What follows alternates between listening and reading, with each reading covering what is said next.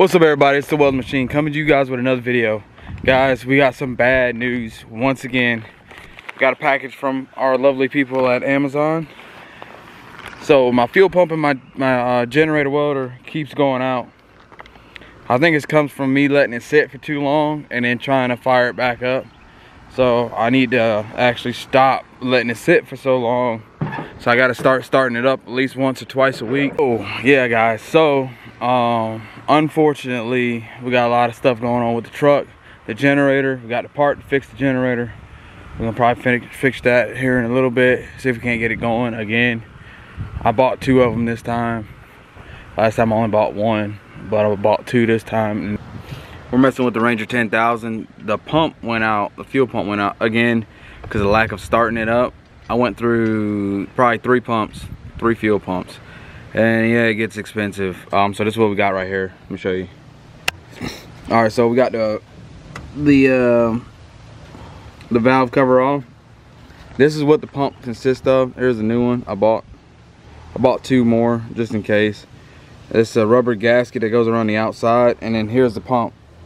You hear that? It actually sits on top of the rocker, and it helps pump fuel up there. I think so that's what it is, and it goes through, one goes through here and the other one goes through there. Hopefully this one's good. I don't know if I bought defects before, so we're trying to fix it and get it underway. I'm trying to crank this thing up at least like once or twice a week or 3 times a week, just to crank it up, let it run for a couple hours. That way it stays good, because I'm tired of replacing these things and it gets pretty pricey, especially being that they're like $17 to $28 a piece. So I bought two of them, put one of them up in the house just in case if I need it. So this is what we got. So the fuel pump is gonna push up on here. It's gonna, every time it hits, it's gonna hit it. So you gotta clean up all the oil around it. All right, I'm gonna pull the I think I got screws in this one. I'm gonna take the old ones and use them again. Put the new ones back in the box. Probably see if I can't repair it. I like the noose bolts. They're a little bit bigger. That's what comes with it. So try to keep your fingers off of it so it don't leak oil. Look like I got a little crack on my head. Look like it's an aluminum head. A little crack, but it shouldn't stop nothing. And then you just put so there's your pump. So when we put it on, it's gonna sit right on top. Now if you notice, it's not sitting flat. When you press it, you hear it's engaging the pump. So we're gonna go ahead and tighten these up. The strap out the way. So we're gonna take our ratchet, 1/4 inch ratchet. I'll just use 2 fingers to tighten it. I go to the top, I'm loosening it. Hold on, I get like tight. Just like barely snug. Right there. Right there. Keep going. I don't know nothing about small engines, but I worked on my truck, so can't be too much different. All right, so from here, they're all snug, pretty tight. I take my 2 fingers, use my thumb and my 2 fingers right here. I go start up the top, go down. 1. As much as I can do with one hand.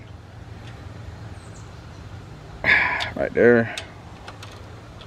All the way down. Not too tight. Again. And I'll tap it again a little bit. Just a little bit. It ain't moving. That one moved. That one moved. Alright, that's it. Now it's got these plastic clips in here. Right here. And it's got one on the bottom.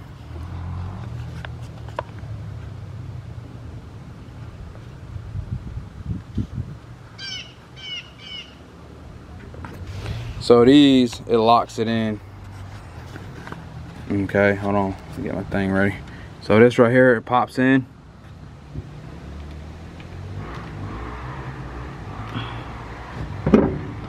This is a new one.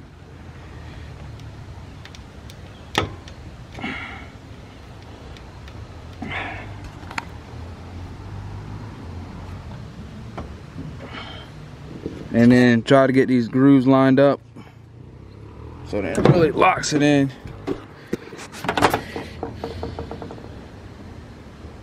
There we go. You heard that click? That means it's locked in, it's sealed. Okay. It clicked in, locked in, sealed. That's good. That one's good. Now we got the one for our fuel line.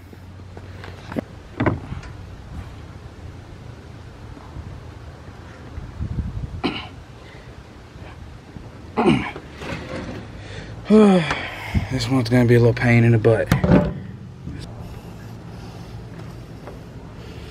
Okay, I believe that's in. I think that was pretty hard to get that last one in.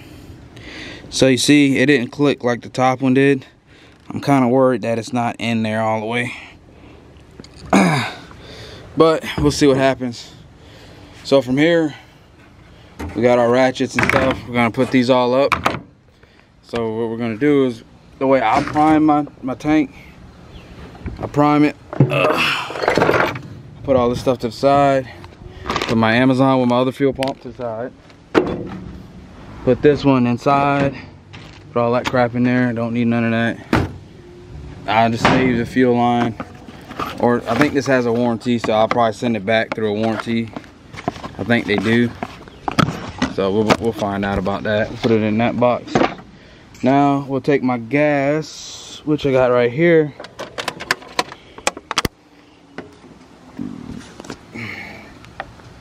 Check the oil. Got a bunch of oil. Gonna squirt some gas in there. Alright, let's see what happens.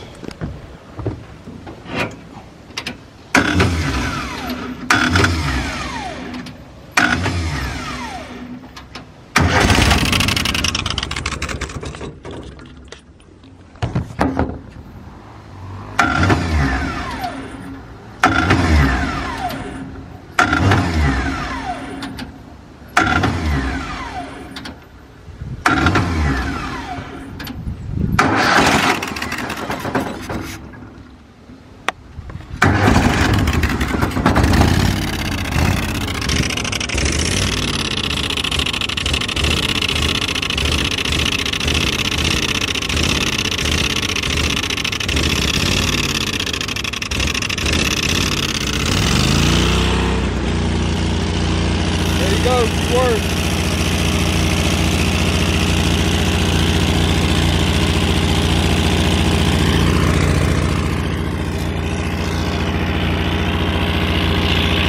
That's how you do it.